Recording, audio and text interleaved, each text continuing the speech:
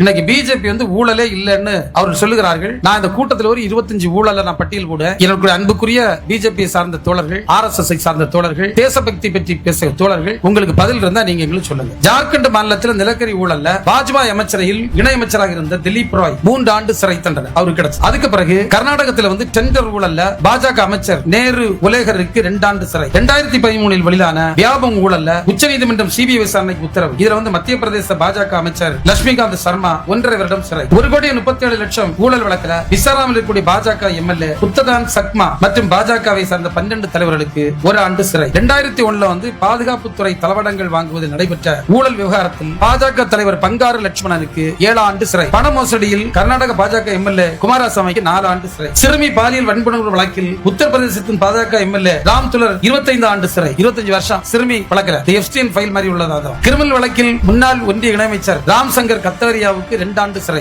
Bengaluru mega city ஊழலில் கர்நாடக பாஜக அமைச்சர் யோகேஸ்வர் மீதான வழக்கில் அவருக்கு சிறை தண்டனை இப்ப நிலுவையில் இருக்கு. 400 கோடி மீன்வள ஒப்பந்த மோசடி வழக்கில் மோடி அமைச்சரவையில் அமைச்சராக இருந்த குஜராத் அமைச்சர்கள் புருஷோத்தம் சோலங்கி, திலீப் சங்கரி மீது நடவடிக்கை எடுக்க குஜராத் நீதிமன்றம் உத்தரவு பிறப்பித்திருக்கிறது. 103 கோடி வங்கி மோசடி ஊழல் வழக்கில் மகாராஷ்டிரா பாஜக தலைவர் மோஹித் கம்போஜ் மீது சிபிஐ வழக்கு பதிவு செய்து அந்த வழக்கு நடைபெற்றுக் கொண்டிருக்கிறது.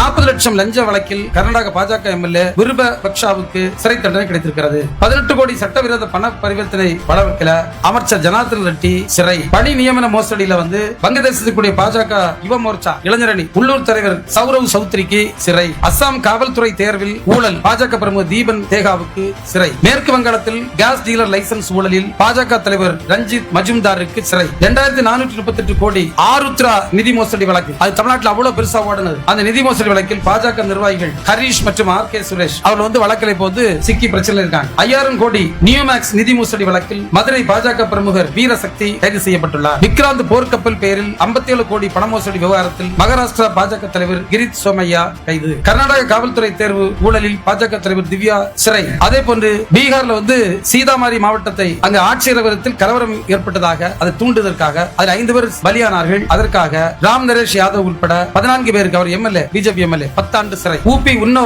சிறுமி வன்புணர்வு மற்றும் தந்தை கொலை விவகாரத்தில் பாஜக எம்எல்ஏ குல்தீப் சிங் செங்காவிற்கு 10 ஆண்டு சிறை. பல்வேறு மோசடி வழக்குகள் தொடர்புடைய கர்நாடக சார்ந்த எடியூரப்பா பல வழக்குகளை சேர்ந்து இன்றைக்கு ஜாமீனில் இருக்கார். இதெல்லாம் போய் நம்முடைய சிஏஜி அறிக்கையில 10 லட்சம் கோடி ஊழல் மோடி அரசு நடைபெற்றதாக அறிக்கை வெளியிட்டும் மௌனம் சாதிக்கக்கூடிய அரசு தான் இந்த ஊழல் மோடி அரசு. ஊழல் ஒரு பக்கம், கிரிமினல் குற்றச்சாட்டு ஒரு பக்கம், நாட்டினுடைய பாதுகாப்பு சமரசம் ஒரு பக்கம், நாட்டினுடைய இயற்கை வளங்களை எல்லாம் தூக்கி இவர்களுக்கு கொடுக்கக்கூடிய ஒண்ணு. இதெல்லாம் நாட்டை துவம்சம் பண்ணுகின்ற ஒரு செயலை இன்றைக்கு பிஜேபி செய்து கொண்டிருக்கிறது. இத பெயில் அவுட் பண்ண, இதுக்கு ஜாமீனுக்கு கையெழுத்து மாதிரி மதம் இதெல்லாம் பொறுத்துக்கா வேணா. காரணம் நீ இதுக்கு ஓட்டு. அன்னை சொன்னார்கள் நீ இதை பண்ணாத, அதை பண்ணாத, இதை பண்ணாத. இன்றைக்கு நீ இதுக்கு ஓட்டு. எவ்வளவு நம்ம மக்களை ஏமாற்றி கொண்டிருக்கிறார்.